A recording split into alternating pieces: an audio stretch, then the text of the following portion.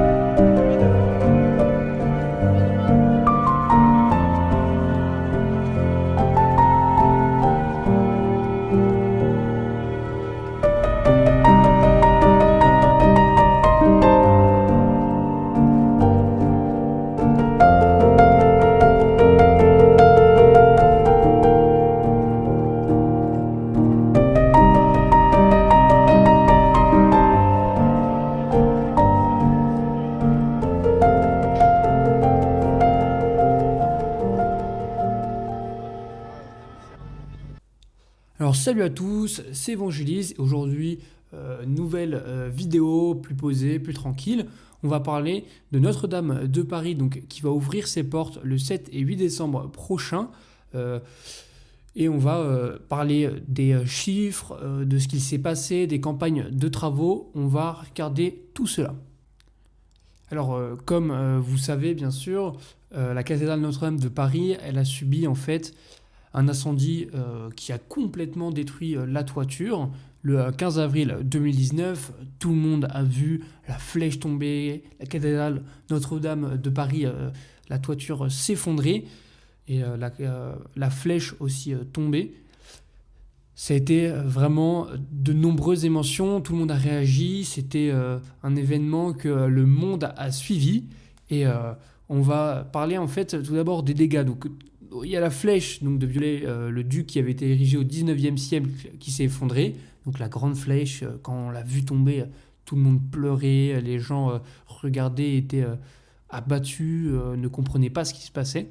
Il y a eu beaucoup d'émotions. Puis aussi, donc, il y a eu le toit et la charpente en fait en bois, donc qu'on surnommait la forêt. Voilà, on lui avait donné un surnom. Donc il y a aussi des sections dans la voûte de pierre qui ont été endommagées, l'effondrement des structures supérieures. Mais après, on a eu de la chance, il y a une bonne partie qui a tenu. Puis il y a eu aussi donc, les rosaces, donc ces vitraux emblématiques qui ont subi des dommages en fait à cause de la chaleur du feu. Mais en fait, elles ont pu pratiquement être toutes épargnées, ce qui permet de les laisser comme elles étaient. On les a juste nettoyées, on a rénové, etc. Mais elles ne se sont pas brisées. Et donc l'intérieur, il y a quand même beaucoup de mobilier liturgique et des trésors qui ont été sauvés. Il y a l'intérieur qui a été en fait surtout gravement touché par la suie. Donc quand la fumée et les flammes montent, vous savez, ça fait cette espèce de noir qu'on peut avoir par exemple si on met des choses au-dessus d'une bougie, etc. Et aussi suite en fait à la chaleur et aussi à l'eau qu'on a utilisée pour éteindre l'incendie. Voilà, il y a du mobilier qui a été dégradé.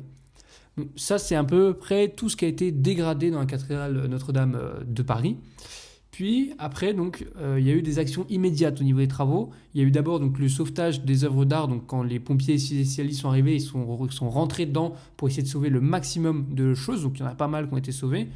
Il y a eu aussi la stabilisation de l'édifice, donc de la structure de la cathédrale qui a été consolidée pour éviter que tout s'effondre. Voilà. Donc il y a vraiment eu un gros travail dès la fin de l'incendie pour éviter qu'en fait tout s'écroule.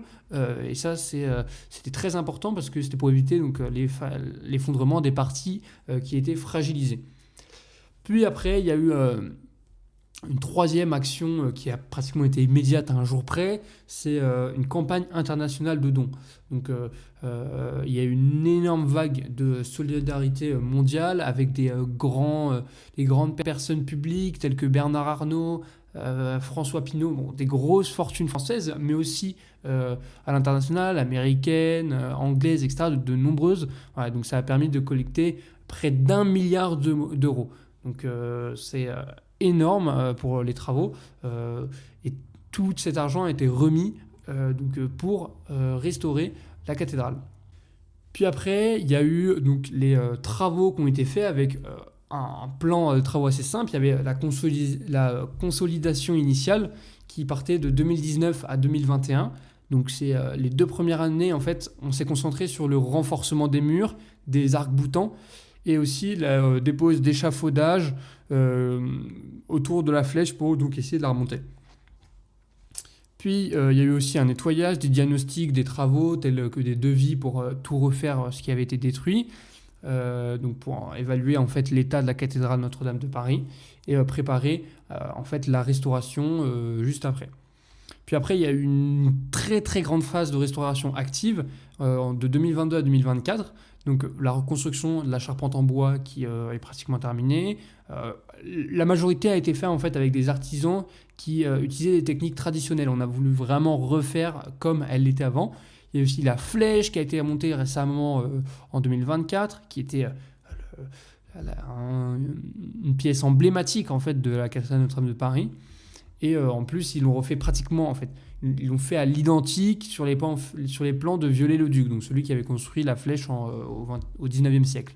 Aujourd'hui, les travaux, donc toute la charpente a été refaite, on a remis les flèches. Récemment, les cloches, les 8 cloches ont été remises. Voilà. Et donc, la durée des travaux, c'est la durée de 2019 à 2024. Bon, c'est pas totalement terminé. Il va y avoir encore 1 ou 2 ans, peut-être jusqu'en 2026, pour que vraiment tout soit fini. Mais la promesse d'Emmanuel Macron, donc, qui était d'afficher une réouverture en 2024, est réussie car le 7 et 8 décembre, en plus, le 8 décembre, c'est la fête de Marie, la cathédrale Notre-Dame ouvrira ses portes. Voilà. Donc,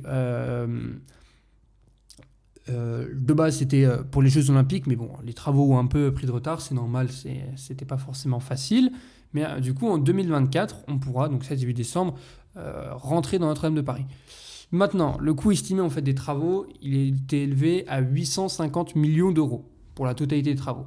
Sachant qu'on a reçu plus d'1 milliard de dons, plus voilà, l'État aussi qui a mis une partie. Il y a eu d'énormes sacrifices qui ont été faits et qui ont été réalisés. Et puis il y a aussi plus de 1000 artisans experts qui ont travaillé sur le chantier, c'est énorme. Et puis avec une énorme implication des métiers d'art comme tout ce qui était tailleur de pierre, charpentier, maître verrier, il y en avait beaucoup, quoi. Bon, maintenant, on va passer aux chiffres. Donc je vais vous donner tout plein de chiffres qu'on a sur la cathédrale Notre-Dame de Paris. Bon, déjà, sur la toiture qui a été détruite, il y a 1000 mètres carrés de toiture en plomb qui ont été complètement détruites. Réduit à néant, on a dû tout refaire. Il y a la charpente, donc c'est environ 1300 chênes abattus au Moyen-Âge qui ont été consumés dans l'incendie. La toiture avait 500 ans, quoi. Il y a donc la flèche qui s'est effondrée qui faisait 93 mètres, donc c'est une très très grande flèche. 93 mètres, c'est pratiquement 100 mètres, alors vous vous rendez compte de la hauteur de la flèche. Et puis, elle pesait 750 tonnes de bois et 250 tonnes de plomb.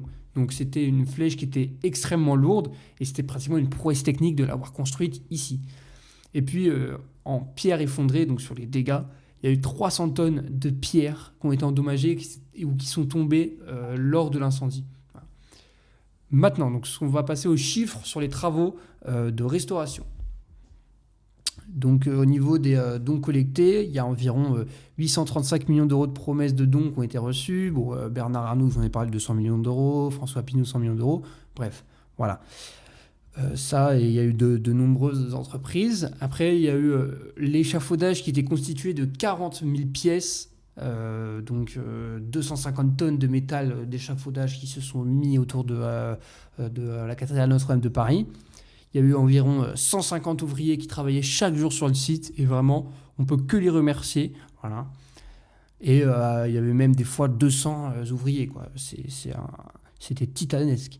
Puis aussi, il y a eu taille de pierre. On taillait des blocs de 2 tonnes de pierre. Et puis voilà, c'est énorme tout ce qui s'est passé. Non. Puis par exemple aussi, on a coupé 1000 chênes pour, donc forêt française, 1000 chênes pour refaire la toiture, pour faire la nouvelle flèche aussi. On a pris des chênes qui avaient 100-200 ans. Hein. Puis la charpente, c'est 500 tonnes de bois. Voilà. Donc c'est complètement énorme. Il y a 300 000 heures qui ont été consacrées pour consolider ce bâtiment. C'est titanesque et voilà, 5 ans pour reconstruire ce truc. C'est surtout 5 ans sous le regard de Dieu qui a veillé que tout se passe bien, il n'y a eu aucun problème technique. Et puis surtout, on a eu énormément de chance que en fait, la cathédrale Notre-Dame de Paris ne soit pas effondrée, que tout est brûlé. Et ça, c'est une prouesse, une prouesse du Seigneur. C'est Dieu qui a vu la détresse et est-ce que c'était le diable malin qui s'est dit je vais aller toucher jusqu'au plus profond, ou alors est-ce que c'est Dieu qui a dit je vais essayer de toucher ce qui représente la foi en France pour montrer aux gens que je suis là. Voilà. Hein, on n'en sait rien, mais bon, peut-être que ça a permis d'ouvrir les yeux à pas mal de personnes et de se réorienter vers la foi de Dieu, en espérant que... voilà. Et puis on va espérer aussi que ces visites, la réouverture de Notre-Dame de Paris va reconvertir des âmes, reconvertir des personnes. Hein, parce que c'était 12 millions de visiteurs par an. Sur 12 millions, il doit y avoir plein de personnes qui ont dû rencontrer Dieu voilà, par le biais d'une visite à la cathédrale Notre-Dame de Paris. Alors, on peut que prier aujourd'hui pour que Dieu emmène de nouvelles âmes au paradis et puis choisisse d'autres personnes à la cathédrale Notre-Dame de Paris. Et voilà, c'est une chance en France d'avoir des cathédrales, d'avoir des églises dans chaque village. Et ça veut dire qu'il y en a plein. Aujourd'hui, il n'y a pas que la cathédrale de Notre-Dame de Paris. Il y a plein d'églises qui brûlent, etc. Il y en a récemment une très grosse église qui a brûlé. Voilà. Il faut prendre soin de ce patrimoine culturel qu'on a, et aussi ce patrimoine religieux qui est énorme. Avoir une église dans chaque village, dans n'importe quel autre pays du monde, ça n'existe pas. Il n'y a que en France. Voilà. Donc, si vous avez une église, une chapelle qui est un peu endommagée à côté de chez vous, n'hésitez pas à aller prendre de quoi la nettoyer, rénover, enlever toutes les arbres, vous savez, des fois, il y a des églises qui sont un peu abandonnées ou des chapelles, et puis il y a du lierre, il y a des feuilles, de la végétation un peu partout. Allez-y, allez tout enlever. Franchement, Dieu vous remerciera au centuple au ciel. Voilà. Et puis, c'est aussi la préservation de notre culturel. On ne peut pas laisser disparaître ces nombreux bâtiments. Il y en a aussi qui se font détruire dans des villages par le maire, par la mairie, par l'État pour reconstruire d'autres choses parce qu'on ne peut plus s'en occuper. Alors occupez-vous de vos églises et occupez-vous du Seigneur et il s'occupera de vous, il s'occupera aussi de vos âmes après. Voilà. Donc c'est ce que j'avais à dire. N'oubliez pas que du coup que le 7 et 8 décembre, Notre-Dame de Paris réouvre ses portes aux visiteurs après donc 5 ans de fermeture. 5 ans. Ça fait 5 ans qu'on attend de re-rentrer dans la cathédrale Notre-Dame de Paris. On va espérer que ça va être magnifique. Puis, vous verrez peut-être des vidéos, j'en sais rien, avec par exemple celui qui a un compte Instagram, le chant des cathédrales, là, qui base son contenu sur les cathédrales. Franchement, c'est super. Allez, si vous ne suivez pas encore, allez suivre. Il vous montrera sûrement la cathédrale Notre-Dame de Paris. Voilà. Donc, voilà. Maintenant, nous, ce qu'il nous reste à faire, c'est de prier Dieu pour nos cathédrales, pour nos églises, pour nos chapelles et aussi pour les Français pour qu'ils se reconvertissent et qu'ils croient en Dieu. Voilà. Et sur ce, merci d'avoir regardé cette vidéo. N'hésitez pas à vous abonner, à liker, à partager, etc. Voilà. Vous savez déjà tous faire ça. Je vais vous laisser finir cette vidéo et j'espère qu'elle vous a plu. Voilà. Et puis, on se retrouve pour une prochaine. Voilà. C'était un concept assez simple, posé, tranquille, mais j'espère que ça vous a plu. Allez, ciao!